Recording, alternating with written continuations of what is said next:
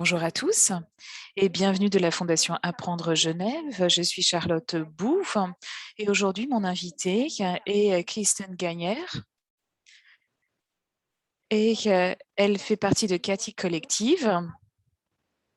Elle fait partie du groupe de facilitation d'Agenda 2030 et aujourd'hui, elle va parler de l'engagement par rapport à notre stratégie des données, à notre cadre des données en matière de l'Agenda 2030. Bienvenue Kirsten.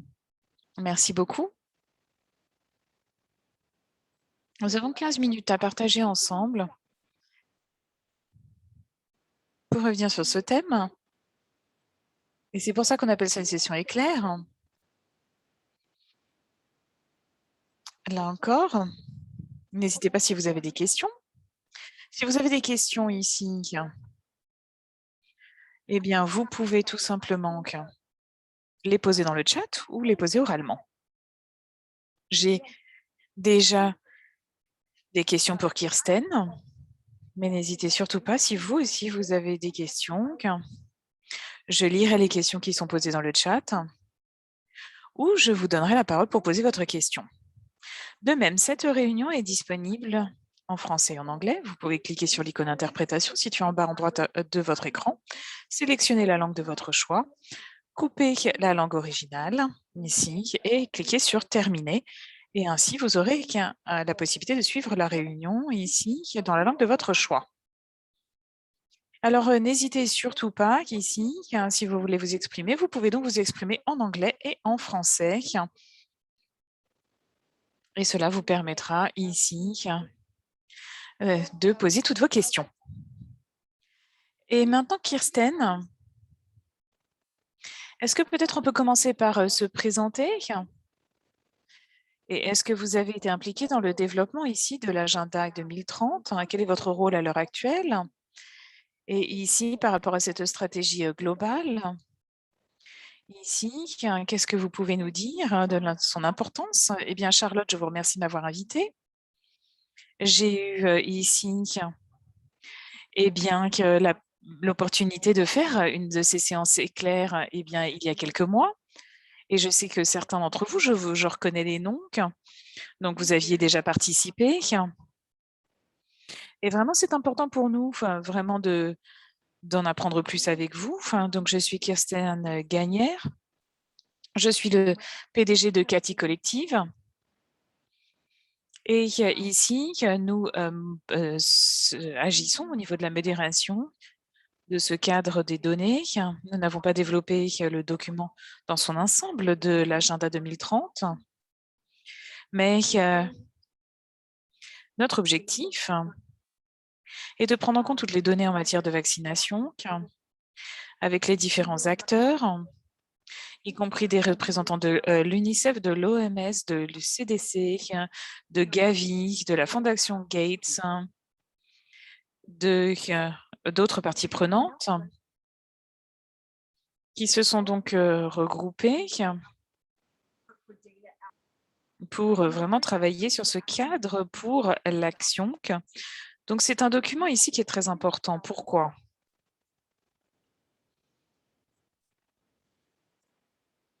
Alors, la raison pour laquelle je le mentionne, c'est qu'en fait, il y a ici différents principes qui ont été ici mentionnés.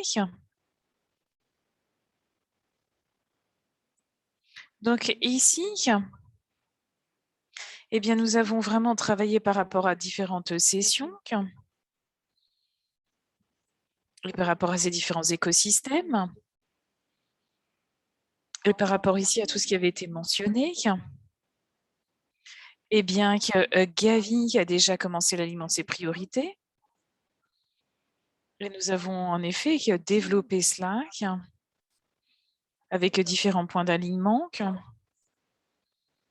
Et bien évidemment, je reste à votre disposition. Il y a beaucoup d'autres détails que je pourrais partager avec vous ici, mais je vous propose aussi de répondre à vos questions. Merci beaucoup, Kirsten, et bonjour à tous si vous venez de nous rejoindre. Nous avons la chance d'être avec Kirsten Gagnère avec nous, directrice, enfin PDG ici de Cathy Collective. Et donc, j'ai une question pour vous, Kirsten. Quel est ce cadre ici de gestion des données? Pourquoi c'est important? Qu'est-ce qu'il contient, ce cadre? Et qui va l'utiliser? Donc, vous allez peut-être nous parler de la théorie du changement et d'action. En fait, ce cadre est important car en effet, vous avez des priorités stratégiques en matière de vaccination. Et ce que nous avons fait, nous avons regardé ces domaines prioritaires, nous avons regardé les sous-objectifs ici dans le document de l'agenda 2030 et nous avons vu, en fait, au niveau des données, eh bien, ce que cela voulait dire. Quelles sont les données qui vont être nécessaires pour atteindre ces priorités stratégiques? À partir de là, nous avons identifié un ensemble d'actions. Nous les avons catégorisées. Donc, en actions que l'on appelle transformationnelles, c'est-à-dire que des éléments qui peuvent vraiment faire la différence, s'agissant de collecter ici et d'utiliser des données de qualité pour atteindre ici les objectifs de l'agenda ici 2030.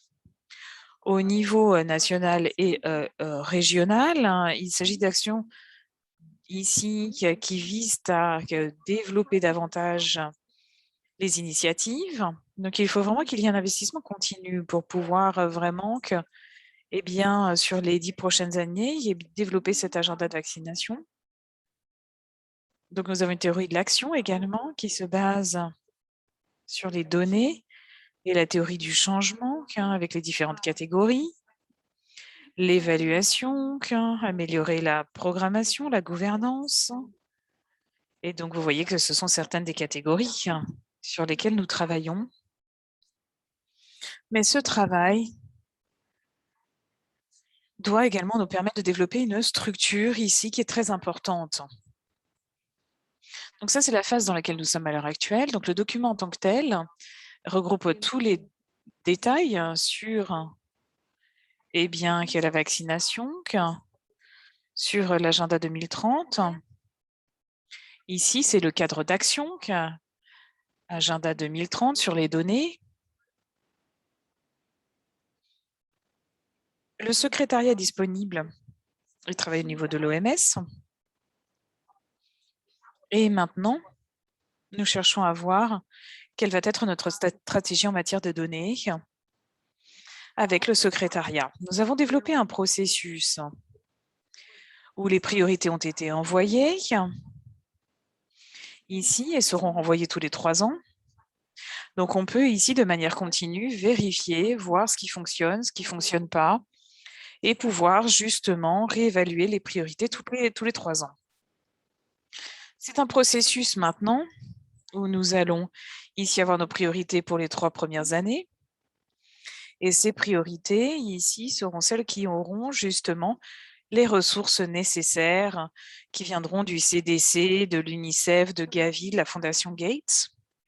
Donc, nous cherchons à créer une structure où nous pouvons avoir ici vraiment une communauté de pratique. Et là encore, nous voulons des personnes qui ont les compétences nécessaires pour pouvoir agir pendant 3 ans sur ces priorités. Ces priorités vont être élaborées très prochainement. Et là, encore une fois, vous pouvez être impliqué ici dans la sélection de ces priorités, mais également vous impliquer dans cette communauté de pratique, ce qui serait très important, évidemment, et surtout une aide très précieuse. Merci, Kirsten. J'allais justement vous demander pourquoi est-ce que les professionnels de la vaccination devraient ici s'engager avec ce groupe de travail et cette communauté de pratique, et comment ici peuvent-ils être impliqués? C'est une excellente question. Eh bien, dans le cadre de ce processus, nous voulons vraiment avoir eh bien, des éléments qui nous viennent de toutes les parties prenantes. Donc, cela veut dire ici les différents niveaux nationaux et sous-nationaux, et de pouvoir ici établir les priorités, comme je l'ai déjà dit, mais réaligner ces priorités en fonction des besoins et informer ce groupe de travail, participer, contribuer à ce groupe de travail. Parce qu'en effet, ici, nous voulons avoir le soutien des organisations ici sur le terrain pour pouvoir réinventer cela et faire ça de manière différente. Donc vraiment, ici, on a besoin de votre soutien pour répondre au comment est-ce que l'on peut faire ces choses-là différemment afin de pouvoir justement profiter de cela. Alors rapidement, nous avons ici eu différentes présentations qui ont été organisées et nous avons beaucoup de participation sur le contenu ici du cadre et nous avons pris en compte vraiment eh bien, toutes ces informations, pas seulement au niveau des priorités globales, mais aussi au niveau des priorités eh bien, sous-nationales. Merci beaucoup, Kirsten. Et je vous encourage, si vous avez des questions, n'hésitez surtout pas. Ici, vous pouvez saisir votre question dans le chat. Et d'abord, nous avons notre première question ici. Ici, une question que je vais vous lire.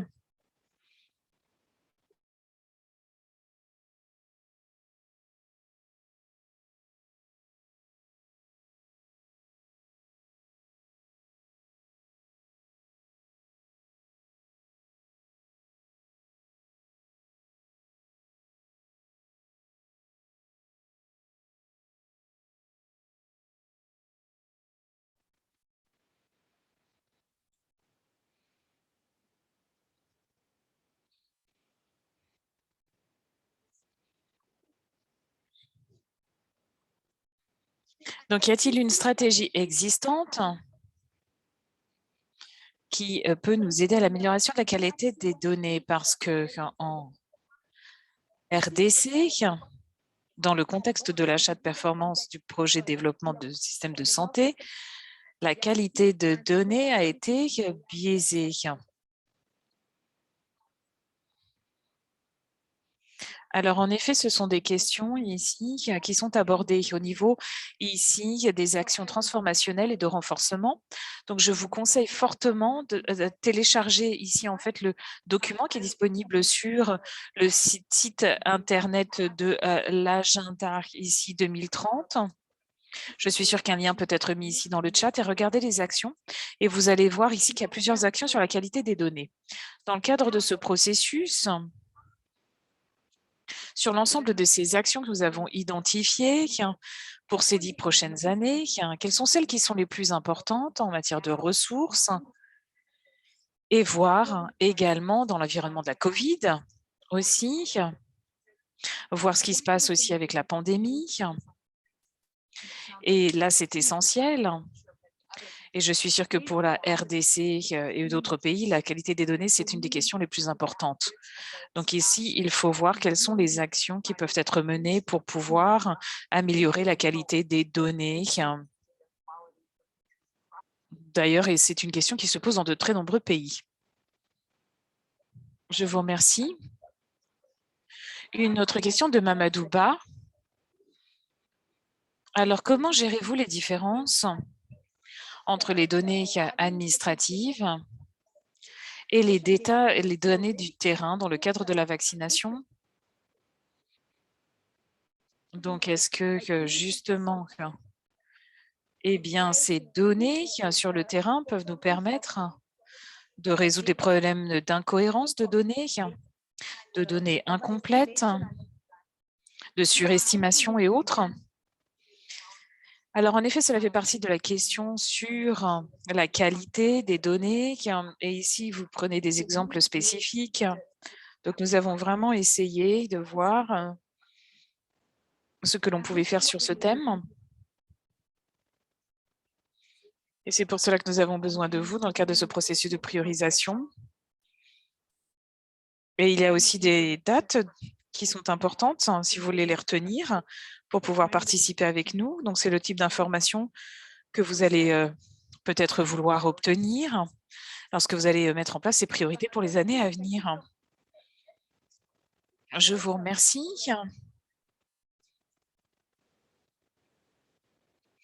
Alors, ces programmes ici, s'agissant de l'agenda, encore une fois, 2030, comment est-ce que l'on peut utiliser au mieux ce cadre ici, ce cadre de travail et cette stratégie en matière de données?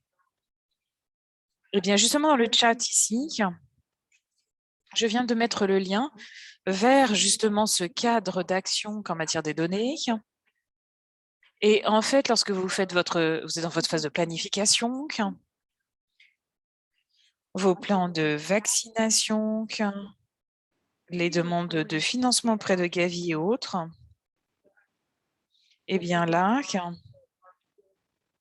vous devez vous poser ces bonnes questions. Et ici, vous avez ici des actions transformationnelles et de renforcement. Et cela vous permet, dans le cadre de ce développement de stratégie, de faire un lien direct avec les activités que vous êtes en train de préparer et ces activités priorités qui sont dans ce cadre. Ce sera donc beaucoup plus facile ici de faire ce lien ici et puis d'être plus clair et d'avoir une meilleure visibilité pour vos partenaires internationaux.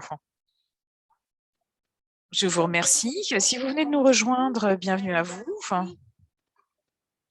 Et ici, si vous avez des questions, n'hésitez surtout pas. Vous pouvez saisir vos questions dans le chat ou vous pouvez tout simplement lever la main et je vous donnerai la parole pour poser vos questions. C'est une session éclair. Alors ici, nous avons déjà terminé ces 15 minutes, mais il nous reste encore quelques minutes. Kirsten, c'est difficile de parler des stratégies de la politique de santé sans mentionner la COVID-19 au jour d'aujourd'hui, l'impact de la pandémie ici sur la pandémie. Comment est-ce que la pandémie a influencé ici eh bien, ces actions et ce cadre d'action en matière des données? Alors, en fait, nous avons développé ici, dans le cadre de la pandémie, donc vraiment, c'était tout au début de la pandémie. Alors, c'est vrai que la pandémie n'était pas évidemment que notre focus principal, mais un des domaines ici les plus importants d'influence par rapport à ces différentes actions.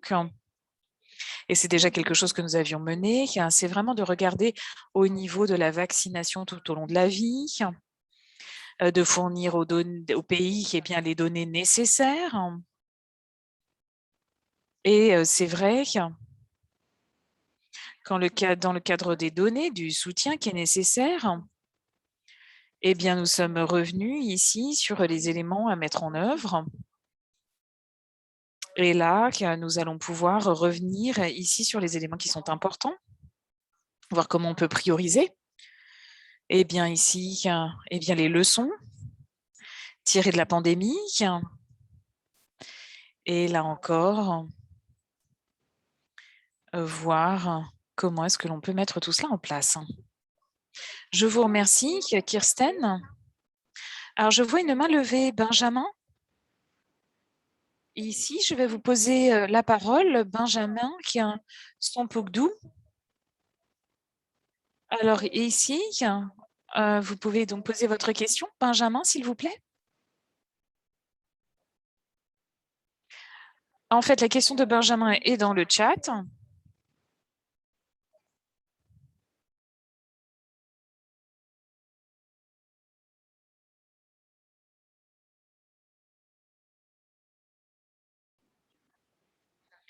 Donc, quel est l'impact des données sur l'adhésion en matière ici de la demande des services de vaccination? Alors ici, ça c'est une question très importante. Et les données sont absolument essentielles dans ce domaine, surtout parce qu'on a besoin de ces données pour bien comprendre en fait eh bien, où sont les populations cibles, quelles sont leurs préoccupations en matière de vaccination. Et en fait, on est en train de voir que parfois, eh bien, ce n'est pas toujours facile d'avoir ces données, surtout dans des contextes ici de populations migratoires, nomades, et voir justement comment est-ce que l'on peut eh bien, mettre tout cela en place pour pouvoir prendre les bonnes décisions. J'aimerais également rapidement dire, car ici nous arrivons ici en fin de tout cela et de cette session, mais il y a différentes façons ici qui sont vraiment très importantes. Donc tout d'abord, il y a une enquête ici qui est très importante parce que nous cherchons ici à partager par rapport à des activités et notamment par rapport donc à la priorisation. Étant donné ces informations, eh bien, nous pourrons ici utiliser différentes cas d'études pour vous aider, voir comment est-ce que vous pouvez mettre en place ces priorités. Et deuxièmement, nous avons donc des réunions. Alors, les réunions sont dans le chat le 2 novembre, le 4 novembre, le 8 novembre et le 10 novembre. Il va y avoir des réunions. En fait, vous allez pouvoir participer ici à ces réunions de 90 minutes. Donc, de 15h à 16h30, heure de Genève. Vous pouvez nous envoyer un email pour nous dire que vous voulez participer, pour ici nous assurer que nous avons les personnes nécessaires. Alors, Brooke, ici, se charge justement de cette gestion et nous serons ravis de vous accueillir, évidemment. Et puis, même si vous n'avez pas nécessairement le temps de participer à l'ensemble de ces réunions, eh bien, n'hésitez pas à envoyer un email à brooke@caticollective.com si vous voulez être sur notre mailing list pour pouvoir participer à notre communauté de pratique ou si vous voulez être membre du groupe. Donc, n'hésitez pas à échanger avec nous, parce que évidemment, eh bien, cela va nous permettre ici de rester en contact. Donc, ça, c'est vraiment très important. Donc, merci beaucoup. Et de même, ici, s'agissant du cadre, eh bien, c'est vrai qu'il faut essayer d'intégrer tout cela dans le cadre de la planification. Alors, je sais que ce n'est pas toujours évident, mais je vous encourage très fortement à regarder ces documents. Merci beaucoup. Alors ici, une question d'un participant francophone. Donc, toutes ces ressources sont en anglais. Est-ce que ces ressources sont disponibles en français? Pas à l'heure actuelle, mais nous allons donc parler à l'organisation globale qui soutient nos activités, voir si nous pouvons obtenir des traductions de ces ressources. Et si vous voulez ici participer aux réunions, et il y aura évidemment de la traduction disponible. Et c'est important de pouvoir ici avoir eh bien l'accès le plus large possible, que chacun puisse participer dans sa langue. Merci Kirsten. Gabriel, comment le cadre va-t-il répondre ici au contexte de pays en conflit ou aux facteurs économiques qui souvent ont un impact sur la qualité des données?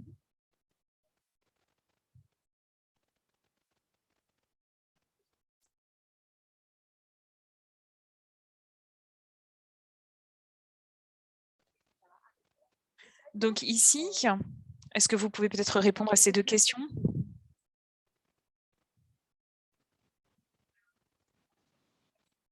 Alors ici, par rapport donc au conflit et aux facteurs économiques, eh bien là encore, nous avons eu différentes stratégies ici qui sont à appliquer dans le cadre de ces situations. Donc, c'est quelque chose que nous avons envisagé. Il y a une catégorie situation d'urgence et de conflit. Merci Kirsten. Et ici, une dernière question. Eh bien, ici, justement, à quoi va ressembler le succès en 2030 si tout se passe bien? C'est une excellente question. Je pense que le succès, ce serait vraiment eh bien, qu'un alignement au niveau de la communauté, voir ce qui est important pour pouvoir mettre cela en place. Et aussi, par rapport à donc, la vaccination 2030, eh bien, comment nous pourrons J'espère obtenir les données dont nous allons avoir besoin pour étayer nos décisions et planifier et avoir les bonnes ressources par rapport aux différents programmes qui seront nécessaires dans les pays respectifs. Et je pense que ceci est possible si nous avons ici les bonnes données. Je vous remercie. Merci Kirsten. Et merci d'avoir accepté notre invitation aujourd'hui. J'aimerais également féliciter tous ceux ici qui ont participé. Merci à tous ceux qui ont posé des questions dans le chat. Si vous venez de nous rejoindre, n'hésitez surtout pas. Vous aurez la possibilité d'avoir accès aux enregistrements des séances éclairs en anglais et en français. Donc pour les sessions d'aujourd'hui, mais également celles des jours précédents. Nous avons aussi besoin de vos commentaires. Donc ici, je partage les liens avec vous dans le chat là encore. Donc, je vous demanderai de cliquer sur ces liens, de prendre juste quelques minutes pour remplir ces formulaires ici pour nous faire part de vos commentaires. J'aimerais également vous rappeler que si vous avez encore des questions sur ce thème, n'hésitez pas. Kirsten a partagé des liens avec certaines ressources. Je vais les repartager avec vous pour en prendre plus ici sur le cadre d'action en matière des données et les différentes activités ici de cette stratégie du groupe de travail. Et Kirsten, peut-être le mot de la fin. Merci Charlotte. Je vous remercie de m'avoir invitée aujourd'hui. Et encore une fois, j'espère que nous allons pouvoir continuer à travailler à l'avenir. Vous êtes très important dans le cadre de ce processus. Et c'est pour cela que nous pouvons vraiment continuer à vous impliquer. Donc, s'il vous plaît, contactez-nous. Venez participer à ces réunions au mois de novembre. Et n'hésitez surtout pas, si vous voulez participer, être membre également de cette communauté de pratique dont j'ai largement parlé. Merci beaucoup. Merci beaucoup. Cela a été un réel plaisir ici d'avoir participé à ces séances éclairs. C'est notre dernière séance éclair. Mais je sais qu'à l'avenir, nous aurons la possibilité d'organiser d'autres sessions éclairs. Et donc, si ce n'est pas sur l'agenda 2030, ce sera sur d'autres thèmes qui sont très importants aussi en matière de vaccination et du futur de la vaccination. Alors, je vous remercie ici de nous avoir suivis. N'hésitez pas à nous suivre sur les différents événements ici qui seront disponibles sur notre site Internet. Je remercie l'équipe de la Fondation Apprendre Genève. Je remercie tous les experts qui nous ont suivis ces dernières semaines. J'espère vous retrouver très bientôt. Je vous remercie. Au revoir et à bientôt.